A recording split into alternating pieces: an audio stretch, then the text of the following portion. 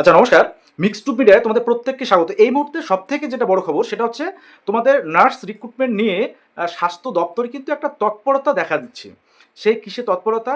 কোন, কোন বিষয়গুলোকে নিয়ে যে প্রস্তুতি একটা দরকার, অর্থাৎ একটা নোটিফিকেশন জারি করার আগে বিভিন্ন বিষয় যে মাথায় রেখে কিন্তু নোটিফিকেশনটা বা অ্যাডভার্টাইজমেন্টটা পাবলিশড করা হয়। সেক্ষেত্রে কোনোরূপ কোনো একটু যদি ডিসপুট থেকে যায় তাহলে সে বিষয়ে কিন্তু অনেক আইনি জটিলতার সৃষ্টি হয়। আমরা দেখেছি বিগত সরকারের সময় থেকে বিভিন্ন নোটিফিকেশনের অ্যাগেনস্টে হাইকোর্ট বা সুপ্রিম কোর্টে বিভিন্ন মামলা হয়েছিল এবং সেক্ষেত্রে নিয়োগ প্রক্রিয়াগুলো অনেকটাই পিছিয়ে গিয়েছিল। এবার এই বিষয়গুলো নিয়ে রাজ্য সরকার কিন্তু অনেকটাই সচেতন। তাই বিভিন্ন বিষয়ে তৎপরতা কিন্তু এই মুহূর্তে স্বাস্থ্যক্ষেত্রে তুঙ্গে এবং স্বাস্থ্যক্ষেত্রে নার্স, ডক্টর, ফার্মাসিস্ট, টেকনোলজিস্ট এগুলো সিএইচও, সিএইচএ এগুলো যে নিয়োগ, সেই নিয়োগ পদ্ধতিগুলো যে নোটিফিকেশান সেটা দ্রুত আসতে চলেছে, সেগুলো নিয়ে বিস্তারিত আলোচনা করছি। পাশাপাশি তোমাদের এটাও বলে রাখি যে তোমাদের প্রিপারেশান একদম দ্রুত গতিতে চলতে থাকবে। অবশ্যই মিক্সড টু মিডিয়া তোমরা যারা অনলাইন মক টেস্ট দিতে চাও, অনেকেই তোমরা বলেছো, হোয়াটসঅ্যাপে কন্ট্যাক্ট করেছো। অবশ্যই এই অনলাইন মক টেস্ট 59 রুপি, সেটা তোমার সিলভার মেম্বারশিপ নিয়েও সে ভেরিফাইড গ্রুপে অ্যাড হতে পারো। পাশাপাশি তোমরা সেটা ইউপিআই পেমেন্টের মধ্য দিয়েও সেই ভেরিফাইড গ্রুপে অ্যাড হয়ে তোমরা কিন্তু সেই অনলাইন মক টেস্টগুলো দিতে পারো। আর অবশ্যই গোল্ড মেম্বারশিপ নিয়ে তোমরা অনলাইন কোচিংয়ে যুক্ত হতে পারো। এবার বিষয়টা হচ্ছে তোমাদের এই নার্স রিক্রুটমেন্টের বিষয়গুলো স্বাস্থ্য ভবনে এই মুহূর্তে কি বিষয়গুলো নিয়ে তৎপরতা। দেখো, একটা জটিলতা ছিল, সেটা ওবিসি সংক্রান্ত। ওবিসি সংক্রান্ত জটিলতাটা কিন্তু কেটে গিয়েছে।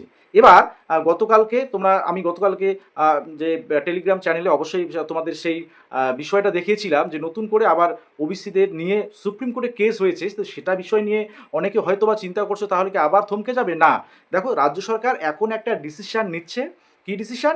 যে ওবিসি যে রিজার্ভেশন নতুন রিক্রুটমেন্টের ক্ষেত্রে তো 7%, এটা কনফার্ম, সে নিয়ে কোনো দ্বিমত কারো থাকার কথা নয়। ঠিক আছে, এবার বিষয়টা হচ্ছে অনগোয়িং প্রসেসগুলো নিয়ে। সেক্ষেত্রে আমি একটা জাস্ট এক্সাম্পল দেবো। আজকে মহামান্য কলকাতা হাইকোর্টের যে যে মহামান্য বিচারপতি অমৃতা সিনহার যে ইজলাসে একটা কিন্তু স্কুল সার্ভিস কমিশনের কেস উঠেছিল। সেখানে স্কুল সার্ভিস কমিশনের আইনজীবী তিনি যে বিষয়গুলো নিয়ে বলেছেন যে এই যে 2016-র যে রিক্রুটমেন্ট সেটা নিয়ে জটিলতা, বা 2025-এর SLSC2 সেটা কিন্তু এখনও তাদের শুরু হয়নি।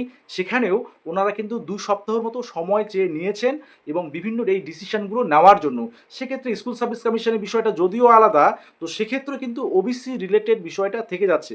তো সেই একই বিষয়টা আমাদের স্বাস্থ্য ক্ষেত্রে কিন্তু থেকে যাচ্ছে, যেহেতু সিএইচও এবং সিএইচএ এই বিষয়গুলো অনগোয়িং প্রসেস হিসাবে আছে। তো একটা কথা, যে অনগোয়িং প্রসেস হিসাবে আছে, তো এবার সেখানে 17% না 7%, দেখো, প্রশাসনিক স্তরে এরকম কোনো ধরনের এখনও আপডেট নেই। কারণ রাজ্য সরকার এই বিষয়টা নিয়ে এখনও ডিসিশান নেয়নি।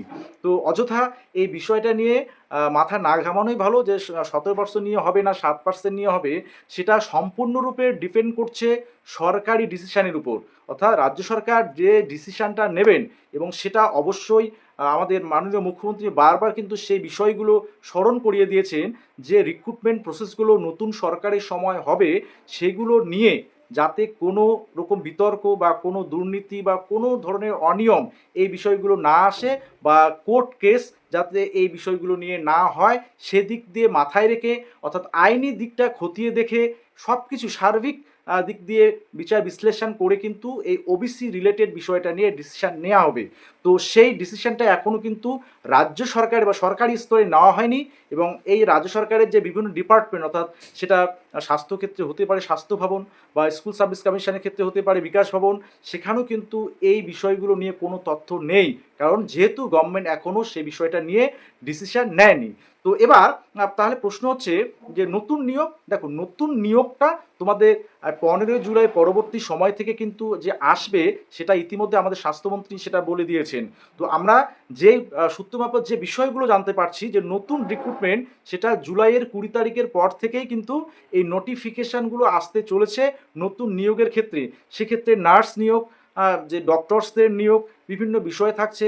এএনএমদের পোস্টিংয়েরও একটা বিষয় থাকছে। কারণ এএনএমদের, অর্থাৎ এখানে গ্রামীণ স্বাস্থ্য ব্যবস্থার পাশাপাশি যে সরকারি হসপিটালগুলো, যেমন সেক্ষেত্রে ব্লক প্রাথমিক স্বাস্থ্যকেন্দ্র হতে পারে, বা সাব ডিভিশনাল হসপিটালগুলো হতে পারে, ডিস্ট্রিক্ট হসপিটালগুলো, এমসিএসগুলো আছে, স্টেট জেনারেল হসপিটাল আছে। তো সুপার স্পেশালিটি হসপিটাল আছে। তো সেখানে যেমন একদিকে নার্সের দরকার, পাশাপাশি ব্লক স্বাস্থ্য কেন্দ্রগুলিতে কন্ট্রাকচুয়াল বেসিসে একটা যে নার্স নিয়োগের কথা আলোচনায় উঠে এসেছিল আমাদের মাননীয় স্বাস্থ্যমন্ত্রীর যে কথায়, তো সেই বিষয়টা তো আছেই, পাশাপাশি পার্মানেন্ট জব হিসেবে ডব্লিউবিএইচআরবির নার্স নিয়োগ সেই বিষয়টাও কিন্তু থাকছে, এবং সেগুলো নিয়ে এই মুহূর্তে স্বাস্থ্য ভবনে কিন্তু একটা তৎপরতা লক্ষ্য করা যাচ্ছে যে নোটিফিকেশানটা একদম ভালোভাবে যাতে প্রকাশ পায়, এবং নোটিফিকেশান পাবলিশড হওয়ার পরেই যাতে কোনো বিতর্কের সৃষ্টি না হয়, এবং 7% সংরক্ষণ নিয়ে বা ওবিসি সংরক্ষণ নিয়েই কিন্তু নতুন নোটিফিকেশান আসতে চলেছে। এবার অনগোয়িং প্রসেসগুলোর বিষয়গুলো সরকার যে ডিসিশন নেবে সেটাই ফাইনাল। তো এবার তোমাদের যারা আছো তোমরা নার্সিং ক্যান্ডিডেট, তো তোমাদের যেমন একদিকে স্টাফ নার্স গ্রেড 2 রিক্রুটমেন্টের যে বিষয়গুলো নিয়ে তোমরা যারা আগ্রহ অথবা অধীর আগ্রহে অপেক্ষা করে আছো, তোমাদের দিন গোনা অলরেডি শুরু হয়ে গেছে। তোমাদের এবার তোমাদের চিন্তা হচ্ছে এক্সামটা কবে হবে সেটা নিয়ে ভাবা, এবং তোমাদের নিজস্ব প্রিপারেশান বা তোমাদের প্রস্তুতির কথা ভাবা। পাশাপাশি এএনএমদের পোস্টিং, সেই এএনএমদের পোস্টিং রিলেটেডও খবর রয়েছে তোমাদেরও।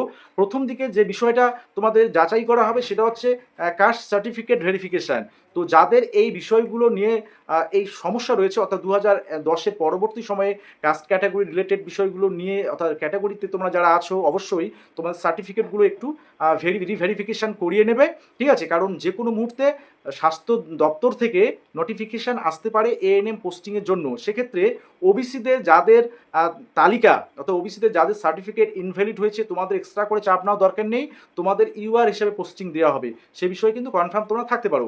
আর অন্যান্য ক্ষেত্রে যেমন সিএইচও রিক্রুটমেন্টগুলো, সেগুলো সম্পর্কে ডিসিশন আমি বললাম যে ওবিসি রিলেটেড এই বিষয়টা 17 না 7, সেই ডিসিশনটা এখনও রাজ্য সরকার কিন্তু নেয়নি। তবে সেটা অবশ্যই সেটা নিয়ে একটা যে রাজ্য সরকার সিদ্ধান্ত নেবে, সেই সিদ্ধান্তর পরে পরেই কিন্তু সিএইচএ এই যে বিষয়গুলো অনগোয়িং প্রসেসগুলো, সে যে কোনো ডিপার্টমেন্টে হতে পারে, এগুলো তারপর থেকে শুরু হবে। অলরেডি স্কুল সার্ভিস কমিশন সেখানে 2 সপ্তাহ সময় চেয়ে নিয়েছে। তো এক্ষেত্রেও আমরা সিএইচও বা সিএইচের ক্ষেত্রেও, অর্থাৎ যা ডিসিশন হবে ওবিসি নিয়ে, সেটা সবার ক্ষেত্রেই সব অনগোয়িং প্রসেসগুলো, রাজ্য সরকারের যত অনগোয়িং প্রসেস আছে রিক্রুটমেন্টের, সবগুলোর ক্ষেত্রে কিন্তু সেম ডিসিশন হবে, ঠিক আছে? আর নতুন নিয়োগের ক্ষেত্রে ওবিসিতে 7% নিয়েই হচ্ছে। তো যাই হোক, দিন গোনা শুরু হয়ে গেল, এবং অবশ্যই তোমাদের প্রস্তুতি এগিয়ে চলো, এবং তোমাদের প্রস্তুতি অবশ্যই ভালো হোক। কারণ একটা জব এই সময়ে বা এই পরিস্থিতিতে দাঁড়িয়ে একটা জব পাওয়া, সেটা কিন্তু খুবই গুরুত্বপূর্ণ। তোমাদের ক্ষেত্রে যেমন গুরুত্বপূর্ণ, তোমার ফ্যামিলির ক্ষেত্রে যেমন গুরুত্বপূর্ণ, পাশাপাশি এই এই যে এত কম্পিটিশন মধ্য দিয়ে একটা সিট ছিনিয়ে নেওয়া যাকে বলে, সেটার জন্য কিন্তু নিজেকেও পরিশ্রম করতে হবে।